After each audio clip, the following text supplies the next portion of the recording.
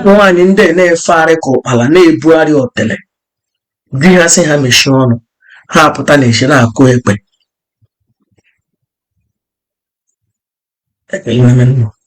Eji m ohere a na-ekele madam Nnenne ya anya.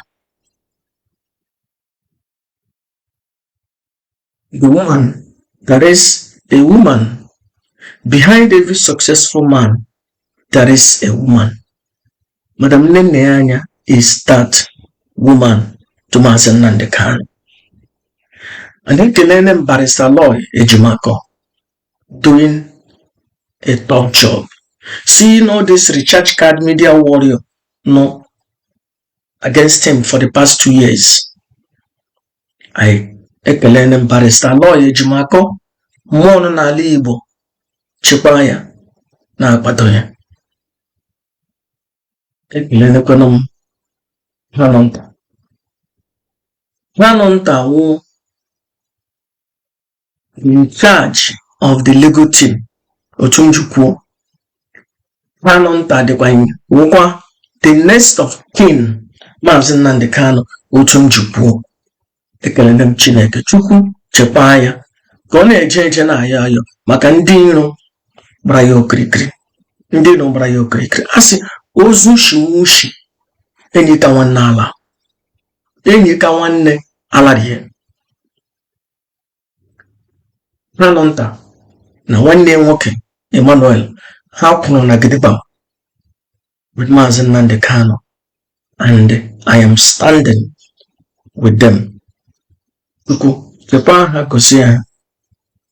So enwezi ndị ọzọ oke nọ n'ụlọ kpọrọ oke nọ n'ama na ufu ogiri nọ na ngịga Chikedozie m were na ebere na aji nwere akam na ojumọfọ ji bere na aji nwere akam. Chineke ga-akpọ that idiot onye afọrọkwa ibeko ọnwaanyị alụrụ alụ ọwa ikwu na ibe oke nọ n'ụlọ bụrụ oke nọ n'ama. Chineke ga-akpọ that useless nwaanyị ha ọkụ kamala ọzụzụ ga-akụgbu ya. Otu m kwuru ya ekwuru m n'ahịa na-anọ ka ala Igbo. Onye ọbụla sị na ihe mkpụrụ agaghị ere kamala ọzụzụ bilite jee megide onye ahụ. Mmụọ nọ n'ala nna onye ahụ megide ya emegide onye ahụ n'ahịa na-anọ ka ala Igbo. Asị m enwe onye nọ n'ụlọ Maazị Nnamdi Kanu ọ nwanne ya nwoke ọ nwanne ya nwaanyị ọnwa ọgọ ọnwa ikwu na ibe onye mbara ama onye ezinụlọ nwaanyị alụrụ alụ na-eri ụgbakọrọ otele nwụcha amaracha amawo hụ na Chikedozie m destroy NIPOB worldwide. Hụ ihe niile ojumọfọ mere mee $700,000 ha were na akaụntụ Umeri rie rishara.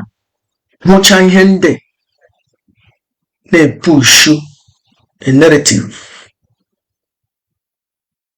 Maracha na Nnamdi Ezebiro Nnamdi Kanu achọghị ihe bụ gị na-epushi ya.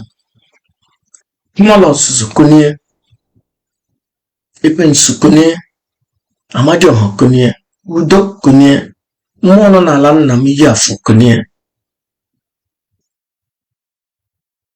Nneka ụbọchị konye, mmụọ kara aka nọ na Anambra kara aka kajara akaja konye, mmụọ niile nọ n'ala Igbo konye nọ jee megide oke nọ n'ụlọ bụrụ oke nọ n'ama na ifuru ife ogiri nọ na ngịga.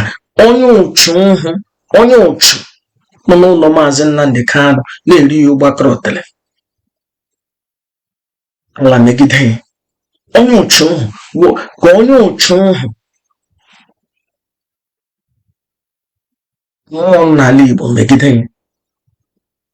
Onye ọbụla gụ n'olu m ya shi ise na ihe na-anọ ka ala Igbo.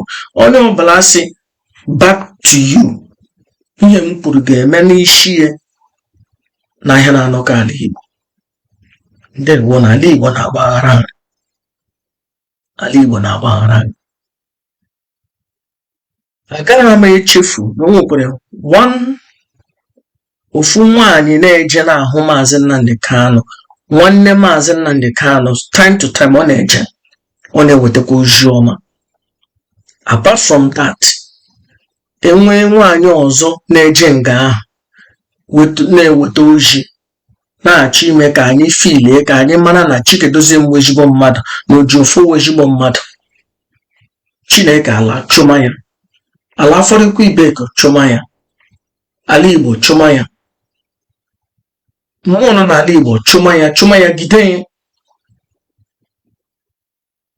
Ọ nwanne, ọwa ikwu, ọwa ibe, ọ nwaanyị alụrụ alụ, chụma ya gide ya na ihe na-anọkọ ala Igbo.